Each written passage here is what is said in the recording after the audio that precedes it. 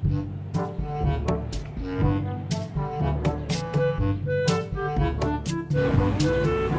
just can't wrap my head around this concept of computing mean and variance of the sampling distribution of the sample mean. It's so confusing. Don't worry, Dessa. I can help you with that. It's actually not as complicated as it sounds. Really? Because right now, it feels like I'm joining in a sea of numbers and formulas.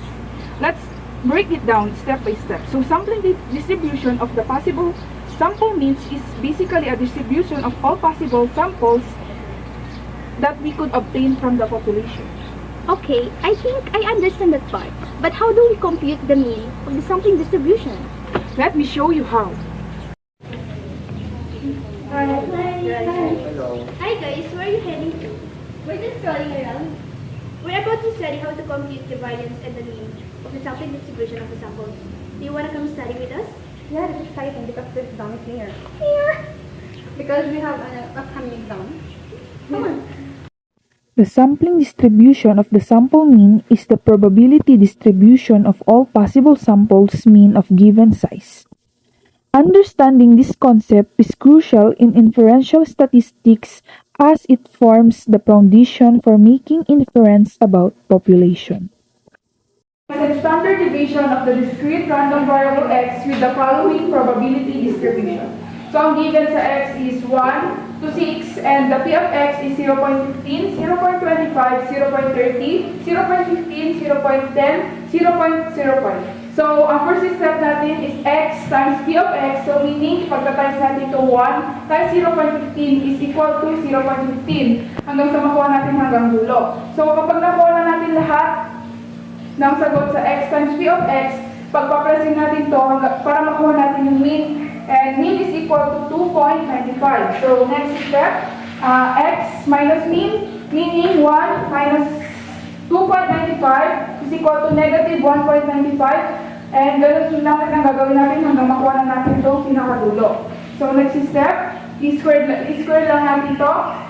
Negative 1.95 squared is equal to 3.8025 hanggang sa makuha ulit natin yung pinakadulo. So the next step is x minus mean squared times p of x. So ito, 3.805 times 0.15 is equal to 0.570375 hanggang ulit sa makuha natin yung pinakadulo. So para makuha ang variance is pag-represent natin ito lahat, then ang sagot is 1.8475 or kapag ni-round up natin is 1.85. Tapos i-square root natin both sides. Para makuha natin yung standard deviation, the standard deviation is 1.36. So guys, naintindihan niyo ba yung tinuro ko? Yes, gets ko na. Papasa na ako sa niya. Exam ito. Okay guys, mukhang maintindihan nyo nga yung tinuro kong lesson. So magsasend na lang ako ng sasagutan nyo pa sa mga bahay-bahay nyo para makapasa tayo sa exam. Go!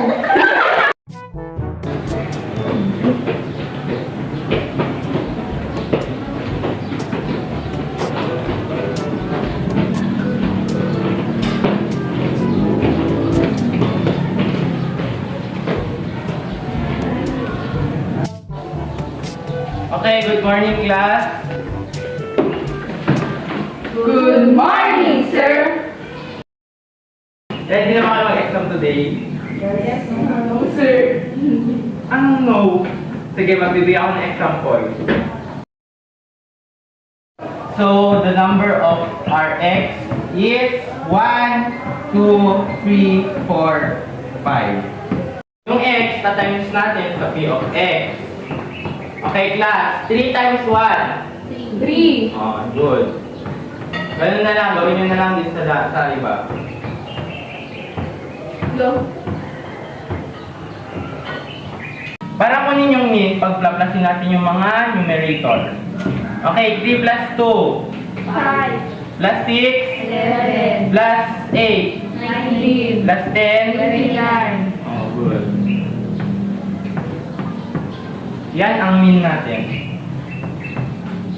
Our next step is x minus mean. Okay, 1 minus 2.9. Sir, negative 1.92. And so on and so forth.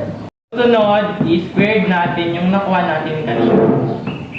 Oh, negative 1.9 squared. Magaling, 3.61. Susunod, x minus mean times p of x. Next is standard deviation. Paano kunin to? Pag-aadin lahat to. Kaya anong sagot? Sir, 2.29. Tama. O, last step na. Itong 2.29 is square root natin. Dali, square root yun na. Sagot. 1.51. 1.51. Yun lang. Gets nyo na? Yes, sir. Okay, class. Gets nyo na? Yes, sir. O, sana ma-perfect nyo. Okay, then target 1 and pass.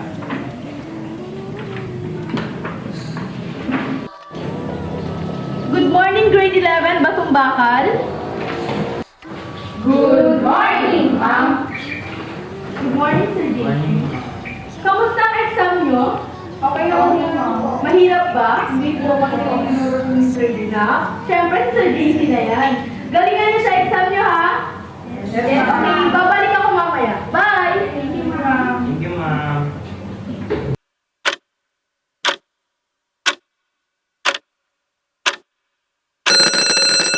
Five minutes left. Sir, wait.